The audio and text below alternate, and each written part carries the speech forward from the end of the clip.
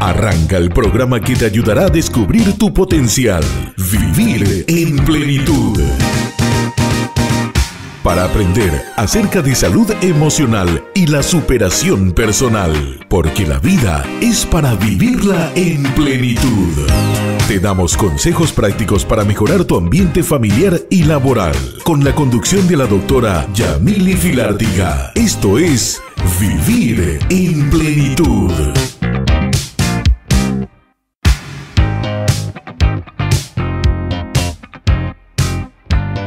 Muy buenas noches, estamos aquí de vuelta en Vivir en Plenitud. Soy Federico Fuick y es un gusto poder estar de vuelta con ustedes en sus hogares. Muy buenas noches, doctora Yamily. Buenas noches, Federico. Buenas noches, querida audiencia. ¿Qué tenés preparado para nosotros esta noche, Yami? Esta noche vamos a estar hablando acerca del relacionamiento en la familia y cuándo puede derivar en violencia intrafamiliar. Ok, o sea, esta noche vamos a estar hablando acerca de la violencia intrafamiliar. Sí, y la forma en la cual tenemos que relacionarnos con los miembros de nuestra familia. Ok, sería una suerte de para prevenir la violencia. Claro, vamos a ver las maneras en las cuales la violencia se manifiesta, las diferentes maneras, no siempre es un acto físico. Bueno, vamos a ver eso enseguida. Primeramente vamos a brindar un concepto de familia. Según el diccionario de la lengua española, familia es un grupo de personas emparentadas entre sí que viven juntas, lo que lleva implícito los conceptos de parentesco o adopción. O sea que familia puede ser por parentesco, consanguinidad o por adopción. Sí. El propósito de una familia es que cada uno de los miembros se apoye mutuamente y se ayuden entre ellos. Ese es el propósito fundamental de la familia. Y existen diferentes tipos de familia. La familia nuclear, que está constituida por los padres e hijos. Sí. La familia extensa, donde ya están los abuelos, los primos, tíos, etcétera. O sea, la familia grande. Sí. Y también la familia monoparental, en la cual el hijo o los hijos se crían con solamente uno de los padres. Monoparental. Sí. En nuestro país hay muchas familias monoparentales. De hijos que se crían generalmente con su madre. Sí. Madres solteras que están criando uno o más hijos. Sí. Es muy común en nuestro país. Y también la familia extensa. Todavía en Paraguay nosotros nos criamos en medio de nuestros abuelos, nuestros tíos, nuestros primos. Lo que ya no sucede, por ejemplo, en otros países más desarrollados.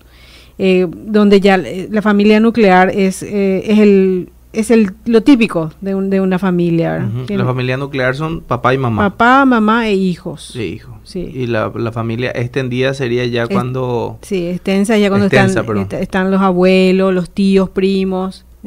La familia grande. Especialmente nosotros los latinos somos gente que nos gusta la familia grande. La familia. Sí, esos son italianos, exactamente. I welcome to my family. Sin embargo, las familias de origen anglo son más cortos en ese aspecto, ¿verdad? Son padres e hijos. Sí.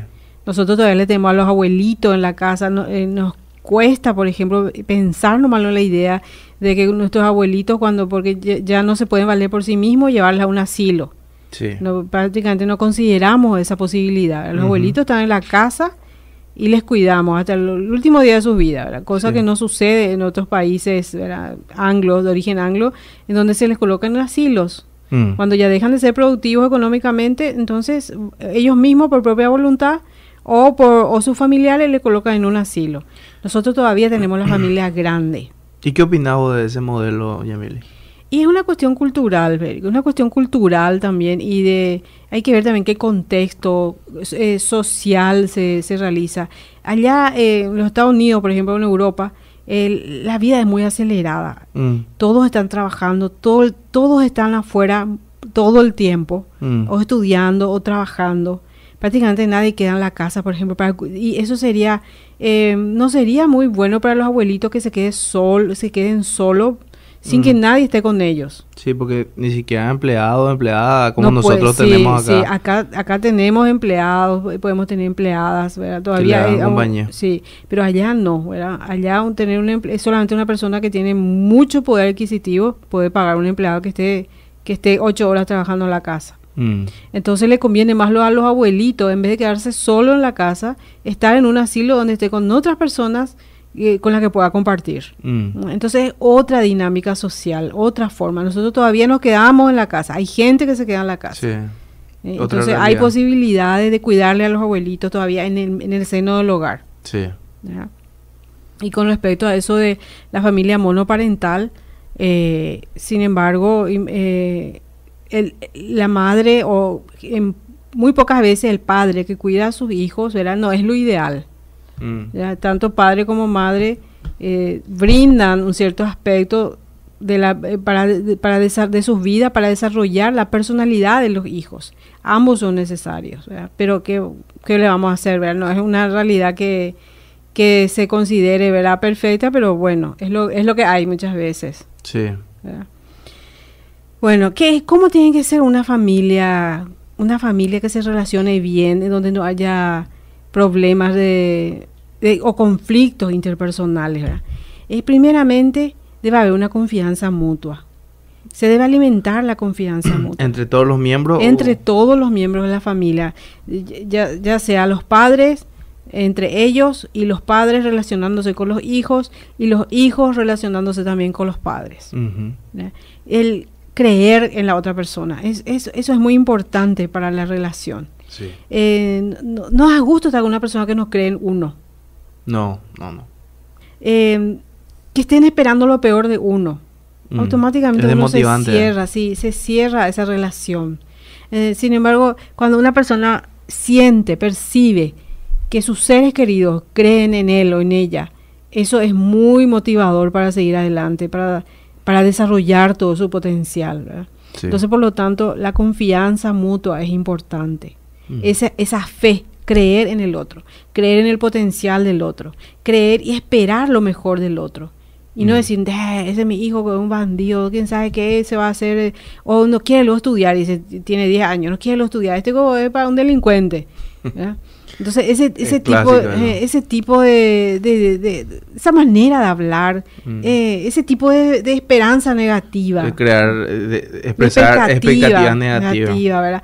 Eso no conviene para un buen relacionamiento familiar. Entonces la persona que siente que la otra persona no cree en él, automáticamente se aísla, se siente solo, se aísla, entonces ya no forma parte del núcleo familiar en forma emocional, se desconecta emocionalmente de los demás.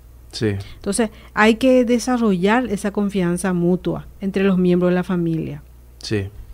Otro indicador de buen relacionamiento familiar y que debemos también desarrollar es la bondad mutua. Debemos ser buenos unos con otros. Lo contrario de ser bueno, como decimos en nuestro idioma guaraní, es ñaña. Tenemos que tratar de brindar al otro lo mejor que podamos, ser generosos, buscar el bien del otro.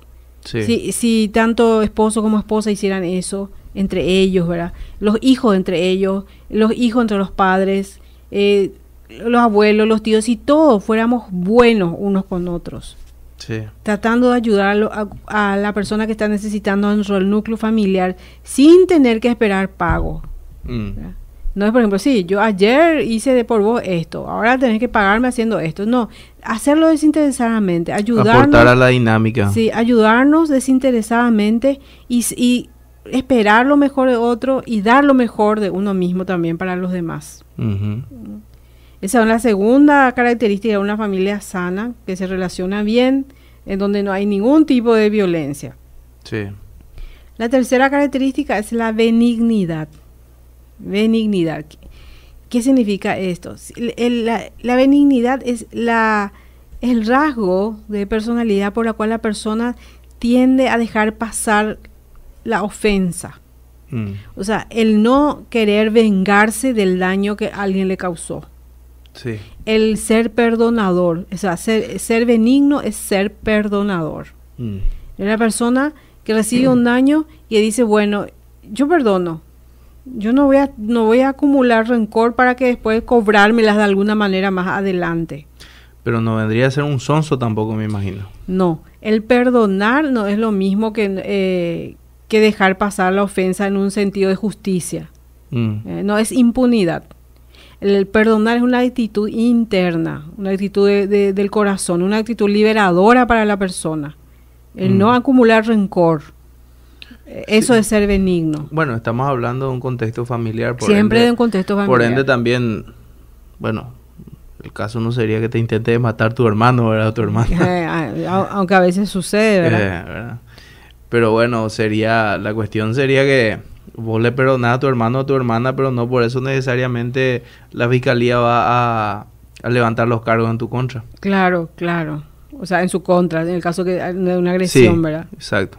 Eso no, o sea, el ser benigno entonces significa perdonar, y perdonar no implica impunidad. Eso siempre vale aclarar, ¿verdad? Porque muchas veces dicen, perdonar no, pero es un sonso, un virgo, es porque perdona todo, ¿no? No pide justicia, muchas veces dicen la gente, ¿verdad? Y no es así, no es ese el significado. El que calla otorga, más o menos. Sí. La otra característica es la mansedumbre. ¿Qué es la mansedumbre? Es una de las características de la persona que más cuesta desarrollar. El ser manso no significa ser débil.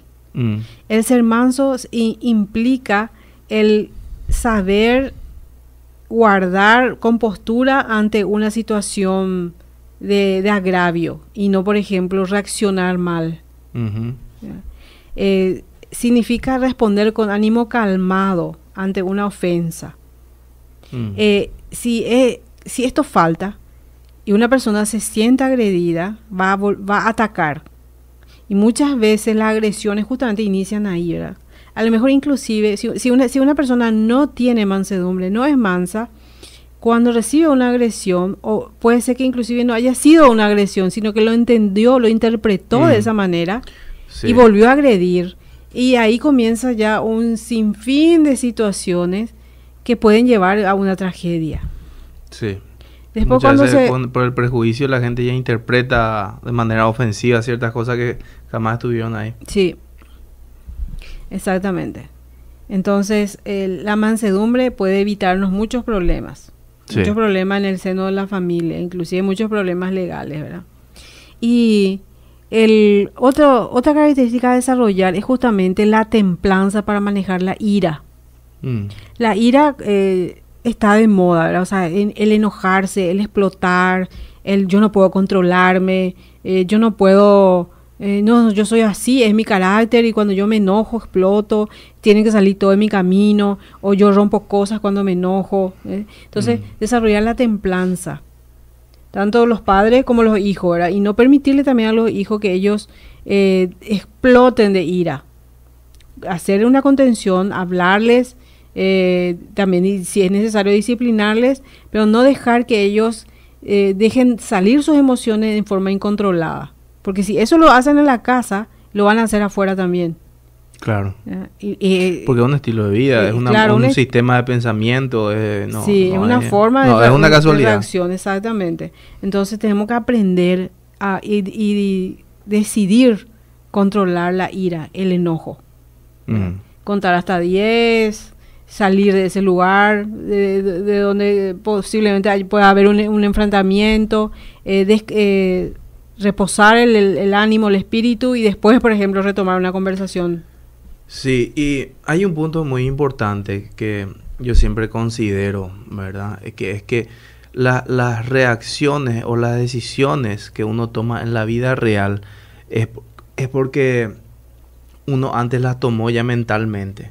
Por eso yo siempre hago un ejercicio que ante una decisión inminente, cuando tengo que tomar una decisión, lo primero que hago es empiezo a desarrollar escenarios posibles, ¿verdad? Si yo tomo esta determinación, ¿qué podría pasar? ¿Cuál sería el escenario 1, el escenario 2, el escenario 3? Y voy modificando en mi mente los distintos tipos de reacciones que podría tener yo ante esas circunstancias para ver cuál sería la más valedera. Claro, sí. Y de repente cuando vos encontrás ya la que es correcta, por ejemplo, imagínate que si estás en un restaurante y viene un tipo y te insulta, ¿verdad? Parece una estupidez, pero puede suceder. Puede salvarte la vida. Ya sea que vos le mates a alguien y te vayas a la cárcel, o que alguien te mate a vos porque reaccionaste de manera airada también. Sí, o que el mozo justo haya derramado la gaseosa que traía, haya derramado ya me pasó. La bandeja entera.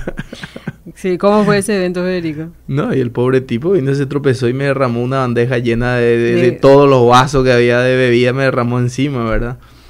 Y te tranquiliza, empezar a desarrollar la empatía. Tal vez el tipo estaba desconcentrado porque tenía problemas en la casa, estaba cansado, qué sé yo, ¿verdad? Uh-huh. Pero definitivamente armando bochinche no se me iba a secar la camisa, ¿verdad?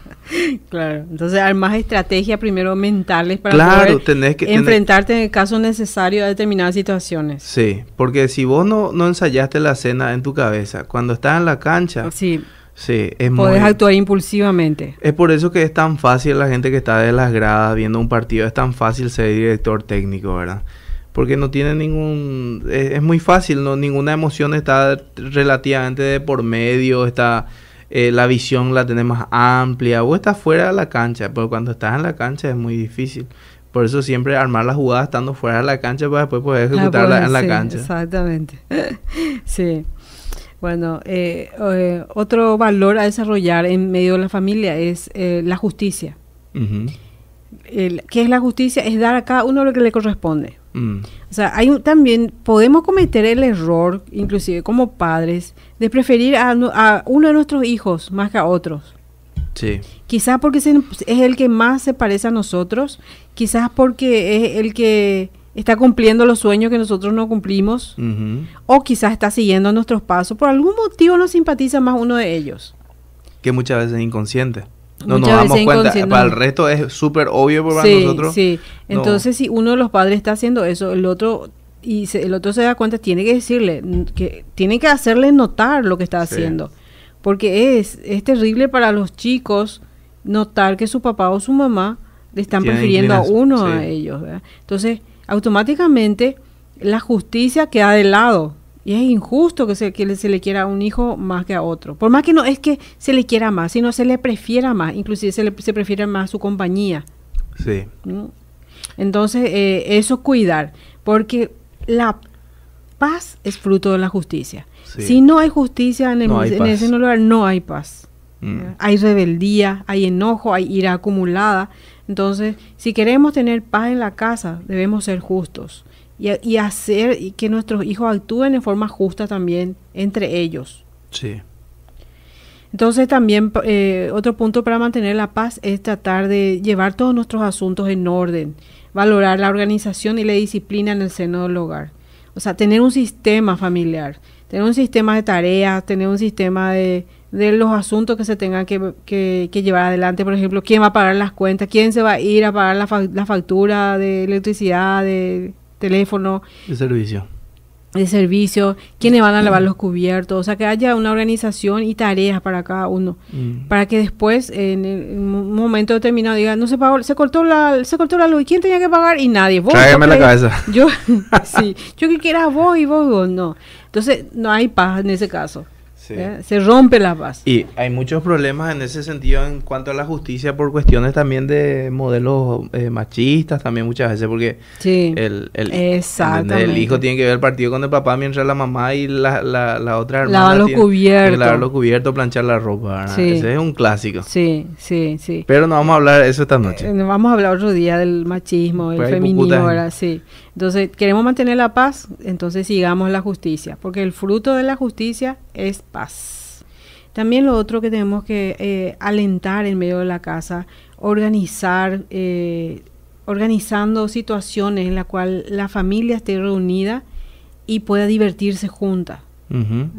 Eso es muy importante porque estar juntos en forma relajada, reírse juntos, divertirse juntos, pasar buenos momentos juntos, relaja. Sí. Ayuda a que haya un ambiente donde cada uno tenga un buen ánimo. Uh-huh. Y también se acumulan buenos recuerdos. Sí. Entonces, hacer algo, ¿verdad? Quizás el asado familiar de los domingos, pero que sea familiar, que realmente no solamente esté uno o dos de los miembros de la familia y el resto sale todo, sino tratar de coordinar como para por lo menos una vez a la semana haya una reunión donde haya alegría. Sí. ¿Verdad?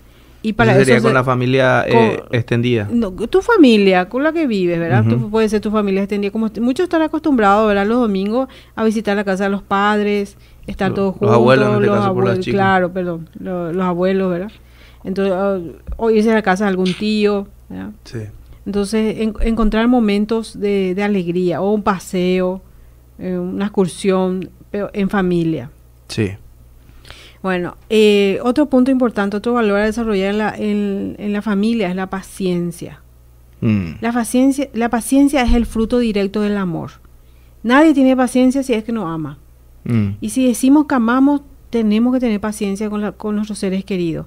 Tenemos paciencia, por ejemplo, con los bebés. A un bebé pequeñito no le exigimos que salga a trabajar. Nos bajamos a su nivel. O que se cambie su propio pañal, sí, por lo menos, ¿verdad? Le cambiamos el pañal, le damos la mamadera, bajamos a su nivel, inclusive le hablamos como bebés. Sí, así es. Sí. Entonces, esa es la paciencia, el bajar al nivel de aquel que es más débil dentro del seno familiar y ayudarle. Sí. Y sin decirle, por ejemplo, vos otra vez. Es que acá llegué, imagínate. Sí. O te aplazaste otra vez en matemática, te aplazaste otra vez. En vez de reprenderle, en vez de enojarse, sino ver las formas de ayudarle. Sí, un poco de empatía también, ¿verdad? Porque sí, cada quien tiene sus desafíos en la medida que va creciendo y hay que ver cómo nos gustaría que reaccione ante nuestros fracasos, porque esa es la realidad, todos fracasamos en algún momento de la vida. Sí. Y hay que ver si realmente las reprimendas surten algún efecto, ¿verdad? O si Sí. son desmotivantes. Sí, hay una porción de la Sagrada Escritura que habla mucho acerca de lo que significa el desarrollar un ambiente propicio en el seno familiar. Y se encuentra en 1 Corintios 13. Y es muy interesante porque tiene un bagaje muy importante de psicología en esto, ¿verdad? Dice el apóstol Pablo acá, dice, si repartiese todos mis bienes para dar de comer a los pobres, y si entregase mi cuerpo para ser quemado, y no tengo amor, de nada me sirve. Y yo suelo escuchar en la consulta, Federico, como personas me dicen, personas grandes ya, o jóvenes, o adolescentes, o adultos, me dicen, sí, yo sé que mi papá me ama, yo sé que mi mamá me ama, pero nunca me abrazó, nunca me besó y nunca me dijo que me amaba. Y yo sé porque trabajaron duro para sacarnos adelante. Sí. Sin embargo, son personas con gran necesidad de afecto. Sí. Personas muy necesitadas de afecto que quedaron con ese tanque de afecto sin llenar, y muchos están sufriendo por dependencia emocional, por ejemplo, ¿verdad? Sí. Y sin embargo, ellos dicen que no sintieron que sus padres la amaban. Esa carencia queda. Es como si fuera que los padres otra vez al final no hicieron nada emocional por las emociones de sus hijos. Es como que le ayudan a sobrevivir, a sobrevivir físicamente, a subsistir, ¿verdad? Para su supervivencia física, pero no para su adelanto emocional, no para su madurez emocional. Y es como un paradigma también cultural de ciertas generaciones, ¿verdad? Antes, por ejemplo, el marido era el que estaba en la calle, ¿verdad? Y era como un ser distante emocionalmente. Y su trabajo era cumplir con proveer a la familia. Sí. Punto. Para llenar el tanque emocional estaba la mamá. Sí. A la par que tenía que también mantener la casa en orden, ¿verdad? Con todo lo que eso implica, ¿verdad? Pero el padre no se esperaba luego mucho emocionalmente, ¿verdad? Sí. Obviamente que también de esa generación hay honorables excepciones, pero ese era el patrón más estandarizado, digamos. Sí. Porque es más, demostrar cariño, y sí, básicamente cariño es una señal de debilidad, porque el padre tiene que ser así frío, distante, con voz de mando. Sí, así mismo, Federico. Bueno, todo lo que hablamos fueron los valores que debemos desarrollar para evitar la violencia intrafamiliar. Vamos a entrar ahora en el tema de la violencia en sí misma, ¿verdad? La violencia intrafamiliar puede presentar diferentes rostros. No siempre es física la violencia y no comienza generalmente con violencia física, sino comienza con una violencia psicológica o verbal. Un abuso. Sí, abuso o violencia. Llamarle violencia, abuso, ¿verdad? Con indiferencia, demostrando indiferencia. Una agresividad pasiva. Sí, humillando, maldiciendo, hablando mal de la persona, diciéndole, ofendiéndole, muchas veces dejándole de lado, otras veces ya con amenazas, intimidaciones, desprecio, es hacerle sentir culpable por alguna situación, ¿verdad? Menospreciarle, dejarle de lado, ¿verdad? O sencillamente luego demostrarle directamente mucho sentimiento negativo, mucho odio, ¿verdad? Animadversión. Esa violencia o ese abuso también se puede dar en el aspecto económico. ¿Verdad? Cuando, por ejemplo, uno de los cónyuges es el que sale afuera a trabajar, el otro se queda en la casa, puede pasar de que llega un momento en el que una forma de castigarle, una forma de agredirle a la persona que no trabaja fuera de la casa, por lo tanto no aporta económicamente al hogar, es por ejemplo no dándole lo necesario para la casa, o darle lo justo y necesario, o hacer que la persona tenga que rogar para que su cónyuge, generalmente varón, le dé el dinero para poder hacer las compras de la casa, irse al supermercado. No estamos hablando de que le dé dinero para que se vaya al shopping. Estamos hablando de dinero necesario de supervivencia básica para poner la comida en la mesa. Sí. Eso es violencia económica, eso es abuso económico, ¿eh? Entonces, hacer que le ruegue, o tener que insistir que le dé lo necesario para comprar la leche, para comprar comida. Esa es una forma de abuso. Y la otra forma, el abuso sexual, que es muy grave, y según las estadísticas a nivel mundial, ¿verdad? De 10 violaciones, 7 son a mujeres, 7 son realizadas por miembros de su propia familia. Sí. Imagínate. Es que tiene sentido. Tiene sentido porque te agarras desprevenido. Sí, justamente las personas en las cuales se debería confiar, y justamente son las personas que deberían haber cuidado a esa niña o a ese niño. Entonces, es la persona que nadie piensa que va a hacer, sin embargo es la que hace. Sí. Tantos casos tenemos, ¿verdad?, de embarazos de niñas, inclusive, que lastimosamente estábamos viviendo en estos tiempos también acá en nuestro medio, ¿verdad? Sí. Y es la violencia o el abuso sexual es terrible, deja secuelas muy graves que vamos a ver también más adelante. Y después está la violencia física, que generalmente empieza con un empujón. Un empujón. Se van probando los límites. Se van probando límites. Después se pasa, pues se estirarle el pelo, después ya empiezan los golpes, ¿verdad? Infringir y hasta la muerte. O sea, nunca hay que menospreciar la violencia física en la casa. Nunca decir, no me va a matar. Nunca hay que subestimar. Nunca. Al contrario, hay que tener siempre estar alerta en eso, que cuando hay signos de violencia, empieza la violencia física, se está en peligro de muerte. Cuestión de tiempo nada más. Y pasa que los hijos sufren mucho cuando están viendo, escuchando, generalmente que su mamá es la que está siendo violentada por su propio papá. Sí. Se cargan de odio, se cargan de ira hacia el papá. Muchas veces son los hijos mismos que después otra vez repiten el modelo. No solamente eso, pueden llegar a agredirle al papá para defenderle a la mamá. También, sí. Se puede terminar un asesinato ahí familiar, ¿verdad? Y si llegan, vamos a decir, a hacer un proceso de un mecanismo de defensa de sus mentes, llegan a pensar que eso no es malo, llegan a pensar que eso es parte nomás lo de la convivencia familiar, después con el tiempo repiten el modelo. Sí. Eso que tanto temían y odiaban cuando niños, llega un momento en el cual eso se dispara en la mente a los 20, a los 30, a los 40 años. Y decía, yo nunca voy a ser como mi papá, nunca. Y yo no voy a ser como mi papá. Y después a los 30 años, a los 50, a los 40 se encuentra mirándose a sí mismo y se mira un poco, soy igualito que mi papá. Porque se va aprendiendo, se aprende por medio del modelaje, se modela una conducta delante de los chicos. Y los chicos en forma inconsciente eso lo reciben. Sí, yo conocí personas que eran buenas personas, pero costaba mucho relacionarse con ellas porque todo diálogo conllevaba cierto nivel de agresividad que una persona que no creció en un ambiente así no tolera. Sí. No tolera. Y es difícil porque ellos no se dan cuenta que están siendo agresivos, que constantemente están agrediendo y que no, o sea, es totalmente innecesario. Sí. Pero para ellos pasa desapercibido, ellos no se dan cuenta que están siendo agresivos. Exactamente, justamente eso. ¿Qué pasa? ¿Cómo se llega a la violencia? ¿Cómo las personas llegan a ser violentas en el seno del hogar, ¿verdad? Primeramente, justamente por esos conflictos no resueltos de cada uno de los cónyuges. Empieza con los cónyuges. tanto papá como mamá pueden llegar a tener una baja autoestima, conflictos personales, psicológicos que no resolvieron. Los cónyuges. ¿Verdad?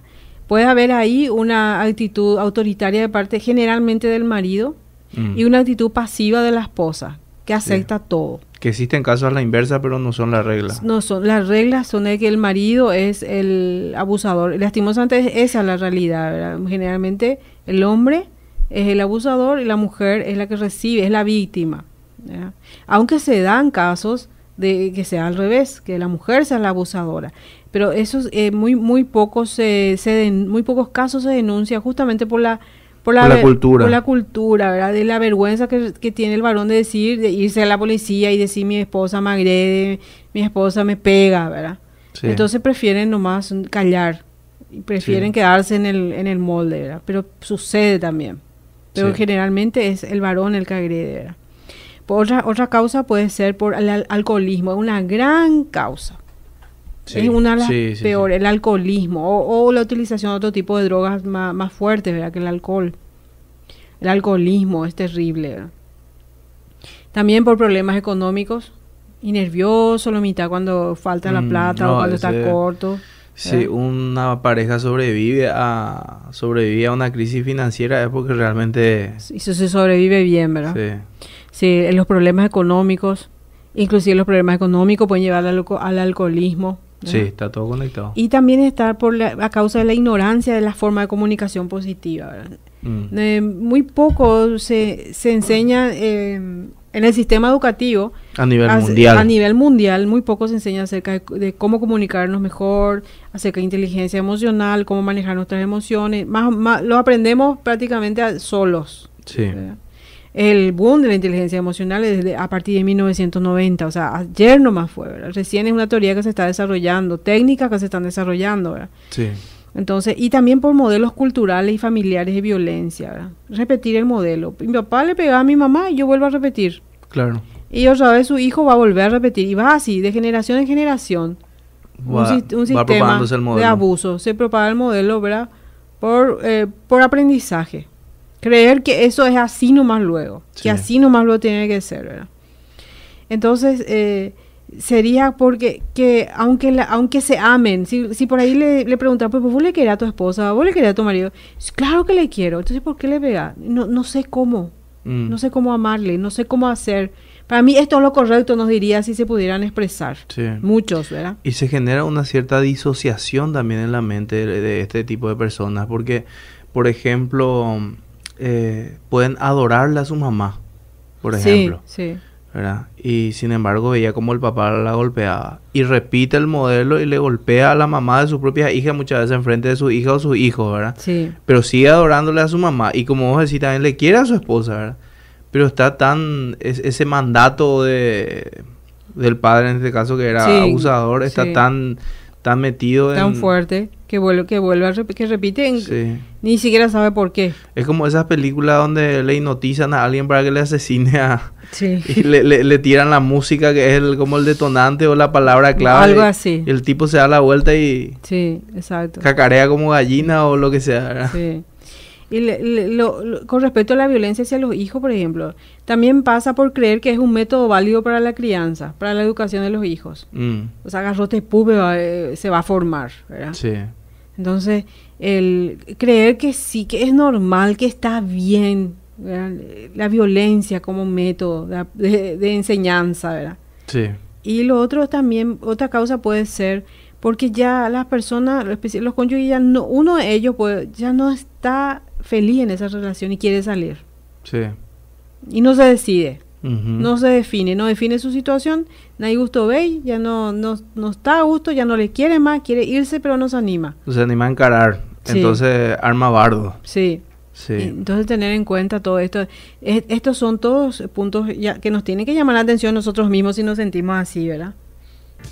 La víctima de violencia en la familia generalmente, como dijimos, ¿verdad? Estadísticamente generalmente es la esposa, es la mujer, ¿verdad? Sí. Y hay ciertas ideas que ella tiene, que ella cree que abre la posibilidad de ser violentada, de ser abusada. Sí. Ahí, por ejemplo, se dice a sí mismo, inclusive puede ser que le digan sus amigas que de esa forma le consuelen o la animen a seguir dentro de ese sistema de abuso. O su madre, muchas veces, he visto casos de madre que le dice a su hija, aguantá nomás, mi hija, porque él es tu esposo, ya te casaste, Ningo.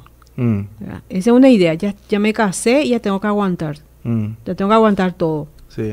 Lo otro, por ejemplo, él trabaja mucho y está muy presionado. Como él es el que sustenta la casa, está muy presionado. Entonces, él tiene derecho a venir y agredir. La calle es muy dura, él viene nervioso. Y lo otro es, yo sé que me quiere. A su manera. A su manera él me quiere. ¿Verdad? Y tengo que aguantar. Otro es por mis hijos. Por mis hijos me quedo. ¿Verdad? Sin embargo, el daño causado a los hijos es muy grande cuando se vive en medio de violencia de cualquier tipo. Los hijos perciben, muchas veces se dice, no, mi hijo es chico, todavía no entiende nada. Los chicos perciben todo. Sí. Quizás no nos dicen directamente, ¿sabes qué? Yo me doy cuenta, papá, Claro, me doy no cuenta, pueden, mamá, pero perciben todo y les afecta muchísimo. Impacta muy fuertemente su mundo interno.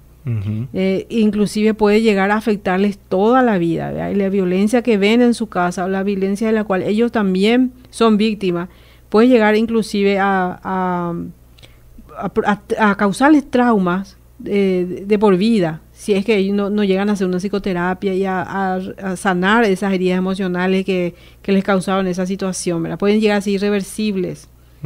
Personas con depresiones profundas, que eso salta a lo mejor a los 20 años, a los 30 años, ya no vive en ese ambiente familiar, ya es independiente, ya vive otra parte, pero quedó esa herida, quedó ese dolor y se manifiesta por medio, por ejemplo, de una depresión. Y la depresión es muy peligrosa. Una depresión puede llevar al suicidio. Y el suicidio, justamente a causa de la depresión, ocupa el tercer lugar de muerte en el mundo, como causa de muerte en el mundo. Sí, es elevadísimo.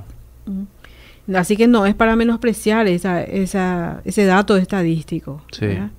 Y también cuando hay violencia en la familia y los niños son todavía pequeños o son adolescentes, llegan a tener mucha ira en contra del abusador, el papá o la mamá, quien sea el abusador, ¿verdad? Guarda mucha ira. Y, por ejemplo, el varón necesita identificarse con la figura masculina de la casa, que es el papá. Pero cuando desde su punto de vista papá es malo porque le pega a mamá, papá es malo porque siempre le reta a mamá, papá es malo porque no nos deja lo suficiente para comer, tiene plata pero no nos da. Entonces llega no solamente a poner una barrera hacia su papá, sino llega a poner una barrera hacia la figura del sexo masculino. Y eso puede afectar su identidad sexual. Lo mismo sucede con la mujer cuando no logra identificarse positivamente con su madre. Porque la mamá es la modelo de la hija, el papá es el modelo del varón, de lo que es la masculinidad y lo que es la feminidad. Para ambos. Sí. Tanto para el hijo como la hija. Sí, por lo tanto, cuando hay ira acumulada, no se realiza esa identificación y puede traer trastornos de la identidad sexual. Sí. Entonces, realmente son problemas que pueden afectar toda la vida. Problemas en el relacionamiento interpersonal y personas, por ejemplo, que dicen, a mí no me gusta nadie, no encuentro con quién podría yo compartir mi vida. Tengo muchos amigos, tengo muchas amigas, pero nadie me interesa. Como si fuera que tengo miedo de relacionarme con alguien. Como si fuera que yo no me voy a poder casar nunca. O aparentemente tengo demasiado miedo, ¿verdad? Y algunos buscan ayuda psicológica y otros no. Otros toda su vida sufren de ese tipo de problemas. Sí. De no poder relacionarse, no poder establecerse emocionalmente con una pareja. O sea, no tener una pareja estable. Ir recorriendo de pareja en pareja para tratar de encontrar una estabilidad. Sí, ¿verdad? que no va a encontrar que porque nunca encuentra, porque el problema está dentro suyo, ¿verdad? claro, por ende algo afuera no va a poder subsanar. Sí. Entonces, en ese sentido, y el círculo vicioso del abuso es lastimosamente, es normal en muchas parejas, ¿verdad? El tema de que primero hay un conflicto, están estables, pasan por una temporada de estabilidad, después viene el conflicto, una tensión por algún motivo que muchas veces es un buroreí que no nunca no falta vale la razones pena, para estar ¿verdad? Sí, tensionado sí, también. claro, ¿verdad? Sucede el acto violento, ¿verdad? Puede haber inclusive una denuncia a la policía, a la fiscalía, denuncia, puede haber separación, pero después generalmente él aparece con un ramo de rosas, con regalos, bombones, pide perdón de rodillas, llora, dice que nunca más va a suceder, Nunca que jamás de la vida. nunca más va a agredir, ¿verdad?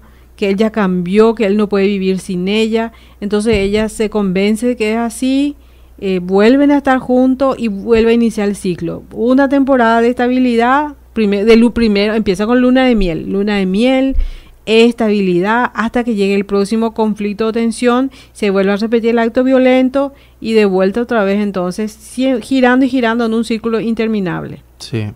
Había una campaña acerca de concientización con relación al abuso, en este caso específicamente era abuso en la pareja, ¿verdad? Era, hoy me enviaron flores, decían, no sé si recordás. Sí, recuerdo, busqué inclusive en YouTube, busqué ese video, ya no lo encontré más. Ganó premios inclusive a nivel internacional porque estaba muy bueno. O recibí flores y ya salía la tipa o la persona a recibir con los ojos todos morados las flores. Sí. Después al último día decía, hoy recibí flores y era una corona de flores porque había muerto. Sí. Es que nadie cree que va a pasar hasta que pasa. Ese es el problema con este tipo de situaciones. Sí, este tipo de situaciones es realmente peligrosa, ¿verdad? Bueno, ¿y qué hacemos, Virgo? ¿Qué hacer en ese caso? En el caso del victimario, la persona que lastima a su ser querido, si uno de nuestros oyentes está en esa circunstancia, está en esa situación, tiene que buscar ayuda psicológica. Ya sea el abusador o el abusado. No, estamos hablando ahora del victimario. Al victimario, ok. Vamos a hablar primero del victimario. Okay. Tiene que buscar ayuda psicológica. Y por su cuenta puede buscar, hay muchos libros de autoayuda acerca del, si es problema de alcoholismo, que vaya a Alcohólicos Anónimos. Sí. Si es problema de ira, ¿verdad? Que compre libros acerca de cómo manejar las emociones, acerca de inteligencia emocional. Entonces, que tenga en sí un bagaje de conocimiento que le pueda ayudar a cambiar. Sí. Que entienda que el daño puede ser irreversible tanto para sus hijos, que el daño puede ser tan grave que puede inclusive terminar en la cárcel o puede terminar su propio hijo le puede matar porque ha sucedido eso, ¿verdad? Sí. Entonces puede haber una tragedia familiar. Que busque ayuda. Si es un victimario el que nos está escuchando, tiene que buscar ayuda psicológica. No, las cosas sí, no se solucionan solas. Cuando se llega a este nivel no se solucionan solas. Necesita que alguien le ayude. Si es una víctima y ve que su pareja no cambia y no quiere cambiar, entonces con más razón tiene que buscar ayuda psicológica, y si ha sido agredido o agredida, entonces tiene que apartarse de él hasta que esté restaurado. No quedarse en esa situación, porque hay riesgo de muerte. Sí. El riesgo de muerte es muy alto. Sí. Por lo tanto, no tiene que, en nombre del matrimonio, en nombre de la paz familiar o en nombre de los hijos, ninguna mujer tiene que soportar el abuso. Sí. Y recordar que el abuso físico nunca empieza como abuso físico, empieza como abuso verbal o psicológico. Sí, o financiero. O financiero, y después va creciendo y se llega a eso, sí. Hubieron casos, el caso más sonado últimamente fue el de esta señora Lucía Sandoval. Sí. Dije bien, ¿verdad? Sí, Lucía Sandoval. Lucía Sandoval. Sí. Que fue muy... Sí. Fue un caso icónico. Icónico, realmente una victoria de la justicia fue el caso de Lucía Sandoval, ¿verdad? Y también a todas las mamás, un mensaje a todas las mamás, especialmente a las mujeres. Si sus hijos son abusados, y muchas veces abusados sexualmente, ya sea por su pareja, ya sea el padrastro de su hijo, un tío, un abuelo, o su propio papá, tienen que defender a sus hijos. Generalmente cuando hacen psicoterapia, víctimas de abuso, tienes más rencor hacia las personas que sabían que estaban siendo abusados y que no le defendieron que al agresor en sí. Sí, más a la gente pasivo que al activo. Sí. Entonces, generalmente son mamás que no quieren perder su familia, que no quieren perder su matrimonio, que no quiere apartar del abuelo, que el tío es su hermanito pequeño, que como ella le va a denunciar, diferentes situaciones, ¿verdad? De dinámica familiar que se dan de tal manera que el abuso puede seguir y el hijo, la hija, ¿verdad? Llegar a odiarle a la mamá por no defenderle, porque el hijo o la hija se da cuenta que mamá ya se dio cuenta. Sí. Claro. Sabe que se dio cuenta y que no le está ayudando. Entonces defiéndanle a los hijos. Sí. Si tienen que, vamos a decir por una forma, perder a esos seres queridos, abusadores, que los pierdan, pero sus hijos son más valiosos y son víctimas. Estamos hablando de echar a perder toda la descendencia. Estamos hablando de generaciones y generaciones de personas que se van a estropear y van a estar probablemente reproduciendo de una u otra forma el modelo. Sí. Bueno, lastimosamente se nos acabó el tiempo. Como siempre, hay tantas cosas por tocar, tantas cosas que quedaron en el tintero. Pero más adelante puede que volvamos a tocar este tema de otro punto de vista, desde otro ángulo. Quiero recordarles de vuelta que cualquier consulta que tengan pueden escribirnos al Facebook. La página de la doctora es facebook.com/Yamily Filártiga Oficial. Pueden escribir al inbox el mensaje privado a la doctora, ella va a estar contestando con mucho gusto. También pueden, si están interesados en marcar una cita para una consulta con la doctora, pueden escribirle al 0983 90 63 99 0983 90 63 99. Un tema muy interesante, muy delicado el que tratamos hoy, y les agradecemos mucho por la sintonía como siempre. Nos sentimos muy privilegiados de poder tenerlos escuchando del otro lado todo lo que estamos diciendo. Le vamos a agradecer si nos escriben también a la página del Facebook cualquier sugerencia que tengan, algún tema que quieran escuchar para próximos programas, que con mucho gusto lo vamos a considerar. Llegamos al final de Vivir en Plenitud.